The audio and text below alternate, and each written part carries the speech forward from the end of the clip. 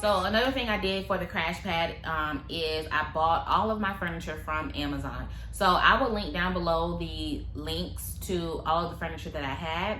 And I'll also link pretty much all the items that I needed for the crash pad. So let me just give you a quick rundown of what I needed for the crash pad. So you do need bunk beds. The hotel did not provide the bunk beds, but they did put the bunk beds up for me. I actually didn't have bunk beds, I had triple beds, and they were like wooden beds as well. And I think I paid like $400 or $800. Yeah, I think they were $400 a piece. So I paid $800 for 2 triple bunk beds. So therefore, literally somebody was at the bottom, in the middle, and somebody was at the top. So technically in my room, I could have 7 people because there was also like a rollout bed that can go in like the middle of the floor, pretty much the same way the lady did it. But what I realized is that I could fit more bodies if I got a triple bunk bed instead of just a bunk bed. I'll list that down below. What I got, it was very solid, y'all. It was like, you know, good quality. Didn't have any issues. It was a little hard to put together, I will say that. The guy struggled putting it together, and then I had to kind of finish putting a little bit together. And I even had to fly my dad up there to kind of like help put stuff together too. Like, but for the most part, the guy at the hotel, he put it together. But usually the bunk beds don't take that long. So everybody else had like the little flimsy like bunk beds. It was easy to assemble those. However, mine was a big wooden one. It was solid. So it was a little bit harder, and it literally took him, y'all, like all day. And that was a problem because it started to run into, like, of course, the company's time, you know, when it just takes way too long. So that ended up being like the little bit of the issue. So I did do a little bit, and then my dad, he kind of came up with some tools and kind of got some other stuff together, got it more solid, and then after that we were done. But for the most part, the guy at the hotel assembled everything. Now, I had like a pull-out bed. I got that from Amazon as well. It was in the living room. It was a couch during the day, and then at night, you can roll out the bottom part, and you know, it becomes a roll-out bed. Now, there was a sign over the couch that said that this is a bed between, I think, like 10 p.m. and like 8 a.m. or something like that. So after 8 a.m., you know, whoever's on the bed would need to get up because, you know, it's now time for people to be moving around, and you know, people will turn on lights, and you know, but before 8 o'clock, you know, we just kind of ask for people to be more respectful, try not to keep the lights on and things, you know, like trying to make a lot of noise when you get up, you know, getting dressed, you know, I mean, some things are inevitable. However, you know, you do want to still be courteous of others because you want someone to do it to you if you were the one sleeping and they were the one getting ready for work at 5 a.m. in the morning. Other furniture that I had to get comforters. So whatever the max amount of people is that can stay in your room is how many comforters that I got. So I got comforters. I ended up getting 9 because 9 was the max that I could have in the room. Downstairs, they gave you your own flat sheet, fitted sheet, pillowcase, and they gave you a washcloth and towel. So, you know, you can make your own bed. The only thing that kind of like was like recycled, I guess, but sometimes people would like stash their comforter and like their own little like area, whatever, so they can just keep coming back and using them. Now, mind you, the washer and dryer downstairs, it was 100% free to wash and dry. So some people did go downstairs and, you know, I mean, you can buy like a little bitty thing or something like that from like Walmart or Target, and you can, you know, you can just wash your comforter whenever you get there. So you don't know how long you're going to be there. You know, you wash your comforter when you get there or whatever. Now, I'm not saying that can happen all the time, but sometimes when, you know, you haven't been there for a little minute and you need a comforter, you can go downstairs, you can wash it. You got a fresh one. I told you guys I got the air freshener. I got pump soap. You had your own, like, if you needed your own like shampoo and all, you did that. Now in the shower, it did have the little like on the wall sometimes in the showers that I have like soap, shower gel, conditioner, shampoo, things like that. That was posted on the wall. So, and it was replenished every time someone would come clean. Now the housekeeping came every, I think like 2 days or so, or 3 days, housekeeping came. I can't quite remember. And they made sure that it was always refilled with, you know, the shampoo, the conditioner, and the shower gel. I got the pull-out carts, like they're like the little bins I told you guys about that you can get from like Walmart. I got, I think, like 2 sets of those. Well, just 1 set of them. So yeah, so I got 2, and you can just pull them out and you can put your things in it just like they had over there, and then people could put their names or whatever to signify this is my drawer. And for the most part, I think that's pretty much to buy anything else. The hotel pretty much provided everything else. So we had the plates and the silverware and all that kind of stuff. You did have your own food, and you could put that in the pantry. But as far as like buying something else for the crash pad, that was pretty much it. I believe I did buy a blow-up mattress for the crash pad just in case of anything, and it actually came in handy. If I missed something, then I will link it down below, but for the most part, that was pretty much all that I needed to pretty much start. Now, don't get me wrong, it was not the cheapest thing, because mind you, the bunk beds were already almost $1,000, so that was like $800 and some dollars. And then the bed, of course, in the living room area, I think that was like $150 or something. And then I also had to buy mattresses. So the beds did not come with mattresses, and the mattresses were a little pricey. So the mattresses that I tried to get at first, I think were like $40 or something. And what I realized was that I ordered the wrong thing. They were like these, it was like the cushion that you put on top of your mattress to make it like extra fluffy. So I ended up getting that on accident. So instead I had to send those back, and then I had to reorder the actual mattresses, and I think those were like $75 a piece. Yeah, they were $75 a piece, and I had to get 9 of them. So you do the math. So yeah, so I did have to get that as well. Everything was twin size, so that's how that worked. And I got my comforters. I did get my comforters from Walmart. So when I did open up the crash pad on September 1st, I went and got like the soaps and things like that. I also got the comforters, and I got twin comforter sets, because I couldn't really find just like the comforter by itself. So like they all just kind of came with like extra things in them. So I tried to get the cheapest I could find, and I got 9 of them.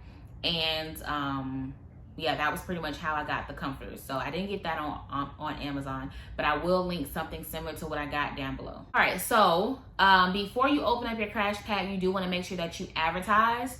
So this is another big thing. Like, you would constantly advertise while you have this thing open, like constantly advertise, unless you are just like one of those crash pads that's been around for like years, where you don't really have to advertise. You know, like people just know about you. But mine, since it was new, I had to advertise like crazy. So I created a flyer off of Canva.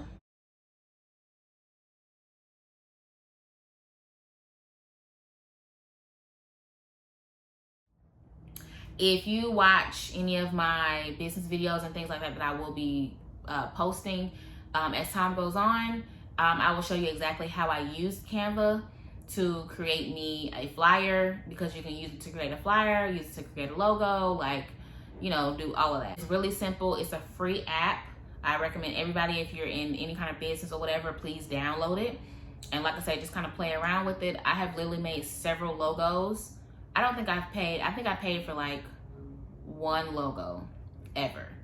And that was it. For the most part, I've like done them by myself.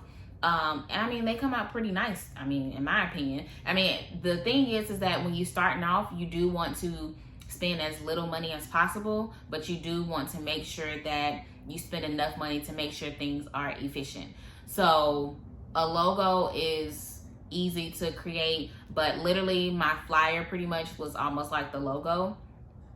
That's pretty much how I did it. And I mean, you guys have seen it. I've posted it in some of the videos about like, and I put the flyer, whatever, at the end, like, you know, like, hey, these are the prices, this and the third.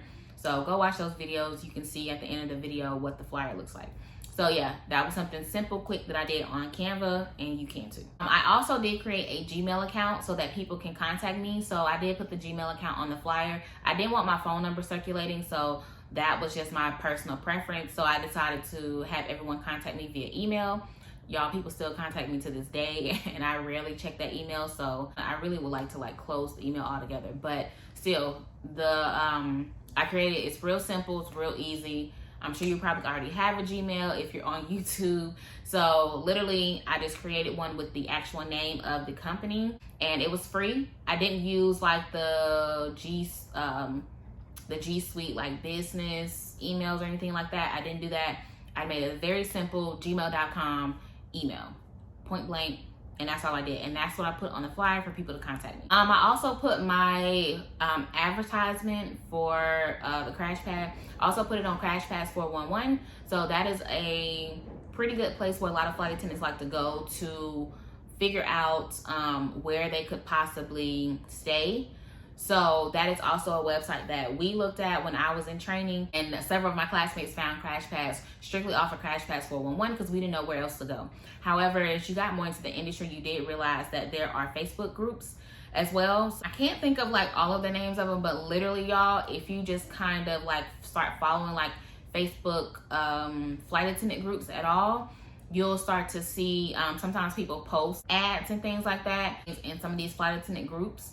Kind of play around with Facebook in the search bar and just put like crash pads in or something like that. Maybe you can find what you're looking for. But it's so many different groups out there that have that allow you to post your advertisement as much as you want about your crash pad. So to a form of payment. So people pay in several different ways, and I do recommend that you offer several different ways for people to pay. For the most part, people pay through Venmo. So I created a Venmo account. Now, I know Venmo, I've had to call them before, and they didn't like the fact that I had my company's name there instead of my personal name. So it's something that Venmo technically doesn't like, but it's not something they would flag your account for or anything like that. It's just that when you call them or something and you need them to do something to your account, you know, I guess I wouldn't recommend you having like your business name as the Venmo name.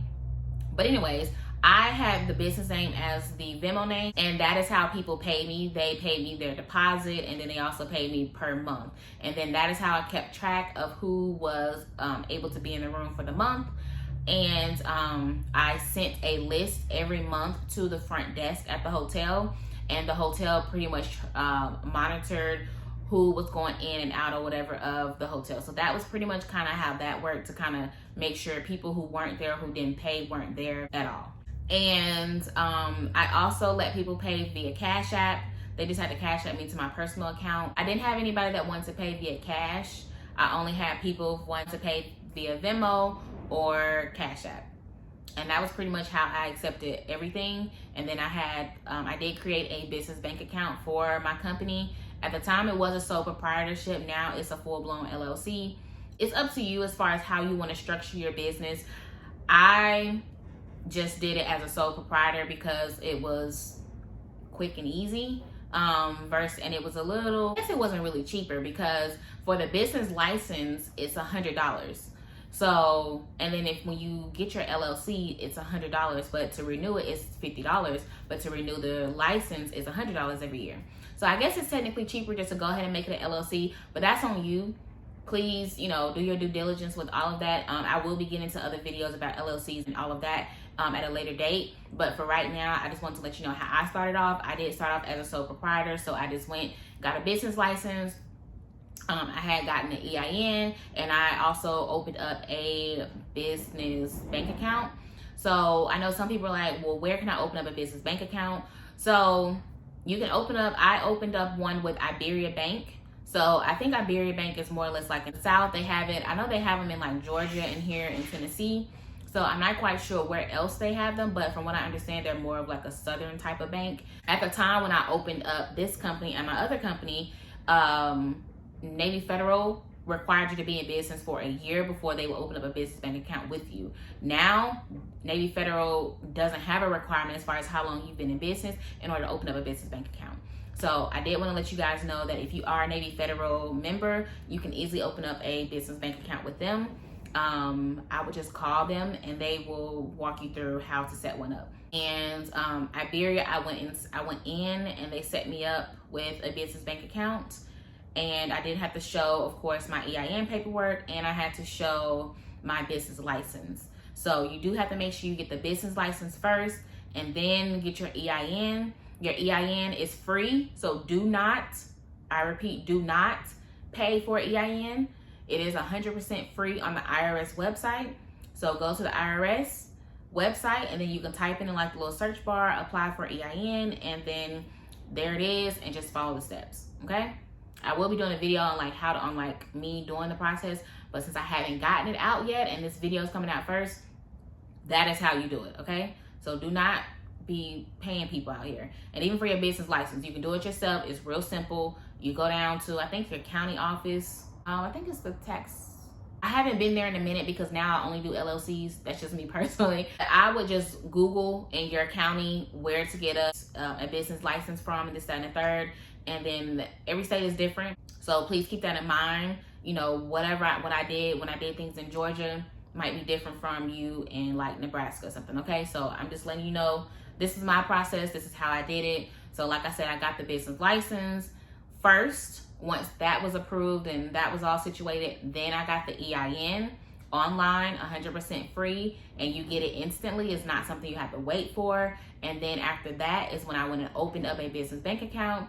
And I highly suggest Navy Federal, but if you don't have ties to Navy Federal, then I definitely recommend Iberia Bank. And I know there are others out there. I personally don't really like to deal with banks. They have a lot of fees and things like that. However, Iberia Bank, they don't charge you a fee for pretty much have your money in the bank. Because I know some places charge fees, and that's a no-go for me. No minimum requirement for them. You can have $0 in the bank and never pay for it. The only thing they do charge you for is if you do paper statements, they charge you $1 a month for it. So just make sure you go paperless. And then they also charge the NSF fee. I think that's how. Yeah, NSF fee. It's like a $35 fee. So on the app, when you do, and online, when you do go to get your bank statements, like for like previous months or something like that, it only goes back, it's not a whole year. I think it goes back maybe about 8 months or so, maybe 9 months. It doesn't go back a whole year. I do know that. And I found out really quick that they charge you $10 per bank statement that you request, like that you can't get online for yourself. So yeah, I didn't know that at all. But yeah, so that is another thing as well. So be mindful of that. So those are just a few of the little things to know about them. But Navy Federal doesn't have any of those fees. So, you know, you're pretty much good with Navy Federal. You just put your money in there and just go. Oh, and one last thing, please make sure that when you do open up these crash pads, if you do open up like a house or something like that, this might not apply to you, but if you do a hotel crash pad, I highly recommend you getting a business credit card wherever you for whatever chain you're doing business with. Let's just say you were doing business with a Hilton chain, a Hilton hotel, or anything that's Hilton. Let's just say you wanted to do business there with your crash pad. Okay, so what you would do is you would type in like Hilton, like business credit card in Google, and it'll pop up. You'll go to the website and you can apply. Now let me put it to you like this: whether you are a sole proprietor or LLC, S corp, whatever, you can get a business credit card. So when I got my first business credit card, it was an LLC, but there are many people out here that get business cards with just a sole proprietor, and you can definitely do it. Whenever you get a credit card though for your business, they will pull your personal credit. However, the good thing about it is that the balance and things for you charging things to the card will not show up on your personal credit report. So therefore that debt won't affect your personal credit. Okay, so that is what you want. So because if you sit up here and you get you a credit card for a hotel chain like I did, and you get it in your personal name, whatever debt you have on it, it will start to drop your personal score, and that's the last thing you want. So it's okay to get the hard inquiry to get the business credit card. However, you don't want that debt when you're first starting out. You don't want that to affect your personal credit, because you never know what else you may need your personal credit for, to maybe help you sustain the business or start another business, or just in your personal life, or whatever the case may be. You just don't want to mess up your personal credit. So I just highly recommend that you get it in your business name. It will go, and that's where the EIN also comes into play. And it'll be separate from your personal credit. It won't affect your personal credit. And also too, you will be able to collect all the points. So you'll have several like free hotel nights and things like that. So that's another great bonus as well. So that's why please make sure you get the hotel chain, the hotel's credit card, and get a business credit card, not a personal.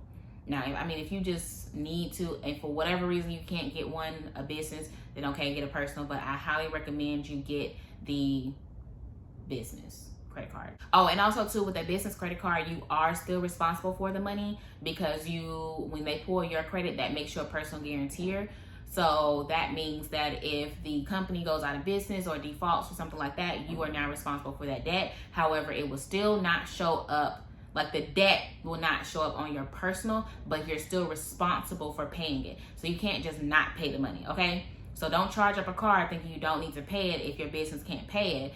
You know, you're still responsible for the debt. It's just the fact that you don't want that debt over there to drop your personal credit score.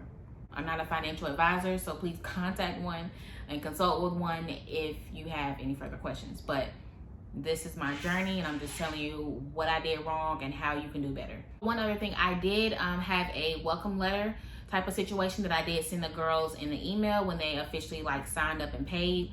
So, and in the email, it pretty much laid out, you know, where to go to get on the shuttle, how the shuttle is 24 hours, you know, what to do, like when you get downstairs, you know, you have to let them know, like, hey, can you call the shuttle for me? It lets them know, like, every time you leave, you need to put all of your things away. Like, you can't keep your things on your bed. That's not how it works. So you have to put like you have to fold up your comforter and put it back neatly. And then your flat sheet and your fitted sheet, you take those comforters and you put them into your pillowcase, and your washcloth and towel, you put them into the pillowcase as well. And then as you're headed out the door, when you're downstairs in the lobby, you drop your pillowcase off to the front desk and they will collect it. And then that's where they will wash all of the things and this, that, and the third. So that was part of the system. And it also gave you, and also too, after you paid and things, you got the room number. But before then, you did not get a room number or anything like that, just for the security of the girls that were in the room. Also too, another thing I had to buy was pillows. So I found some cheap pillows, and I got those at Walmart during my Walmart run. Yeah, so that is pretty much it. Thank you guys so much for watching. I did want to let you know that from now on, I will start giving out gifts and things. Like, I will be having several giveaways on my channel from here on out. So some of the things will entail hotel gift cards and restaurant gift cards, and also 2 free vacations. So every now and then I will give like a free vacation. It might be like a 3-day, 2-night stay or something like that in like Las Vegas, or, you know, and every now and then I might give out like a grand prize as far as like a Cancun trip or something like that. So please make sure you are subscribed to the channel. You follow me on all of my social media, and you make sure you watch the videos to the end, because somewhere in the videos from here on out, I will be putting a little code, and that code will be part of the giveaway. So you have to make sure you watch out for these things. And I just kind of want to spice things up, because I do travel and things on this channel and things like that. So I kind of want to incorporate some travel incentives on the channel. So I kind of want to, you know, give some things away to you guys, and thank you guys so much for, you know, just rocking with me. So please make sure you like, comment, subscribe, share the video, do whatever you need to do, tell your friend. You know, I feel like when the industry comes back, it's really gonna boom, and they're going to hire a lot of flight attendants, I feel like, because a lot of people kind of left the job. So definitely get ready, y'all. You know, get ready. You know, the boom is coming. So yeah, thank you so much for watching, and I will see you in my next video. Bye.